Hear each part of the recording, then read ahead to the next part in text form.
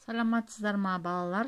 Шамаларды қосу және азайту тақырыбындағы мысалдар жұбын тап деген тапсырмада қалай орындаймыз?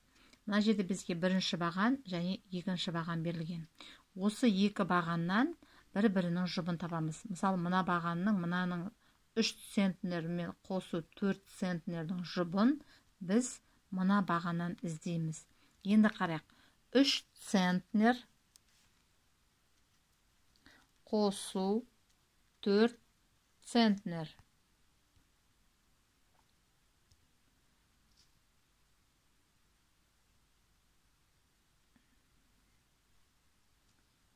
Центнер. Енді осыны біз қалай табамыз? Біз бұл жерде центнерден кіші өлшем бірлігі килограмға айналдырамыз. 3 килограмм, 3 центнерде неше килограмм бар? Біз мына ережені еске түсіруіміз керек сол үшін. 1 центнерде 100 килограмм бар. Мінекей, егерде 1 центнерде 100 килограмм болатын болса, онда 3 центнерде 300 килограмм болады. 3 центнеріміз 300 килограмм.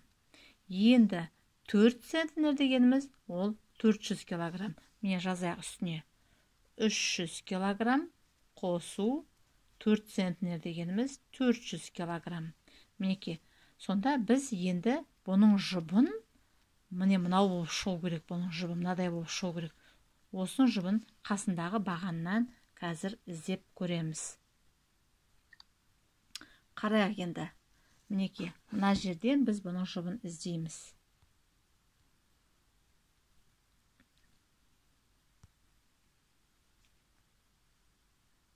Мінекей, мына жерден іздейміз. 3 центнер қосу 4 центнердің жұбы мана біз жазып кеттік.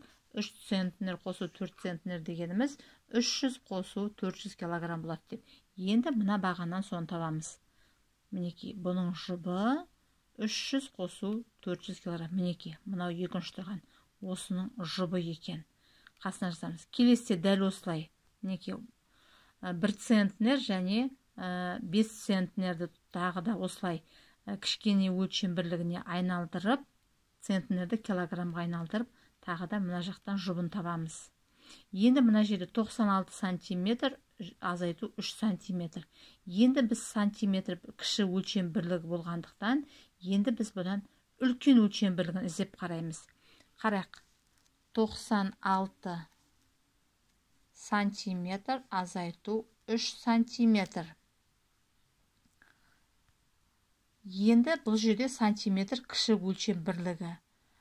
96-ның 90-ы, ондығы 90 ғой мінекей. Осы 90-ы қандай өлшем бірлігі болады? Ойланып көрейік. Біз сантиметрді айналдырған кезде 10 сантиметрде 1 дециметр бар екенін білеміз. Міне осыған жүгінеміз енді. 10 сантиметрде 1 дециметр бар. Енді қарайық, мына жер 96 сантиметр. Мынау ондығымыз 90 деген болады. 90. Бұл 90-ды енді біз неге айналдырамыз? Дециметрге айналдырамыз. 90 сантиметрде неше дециметр бар? 10 сантиметрде 1 дециметр болса, 90 сантиметрде 9 дециметр бар. Мінекей. Сонда дециметр таптық. 9 дециметр және қалғаны бұл 10-ға толмағандықтан бұл сантиметр болып қала береді. 9 дециметр, 6 сантиметр, азайту 3 сантиметр дегенді біз екінші бағаннан іздейміз. Жұбын табамыз. Бар ма екен, жоқ па екен қараймыз. Мінекей, 9 дециметр, 96 сантиметр, азайту 3 сантиметрді мына жақтан іздеген кезде, міне 9 дециметр, 6 сантиметр, азайту 3 сантиметр. Міне бұның жұбы мынау екен. Міне осылай жұптастырып жазып шығамыз.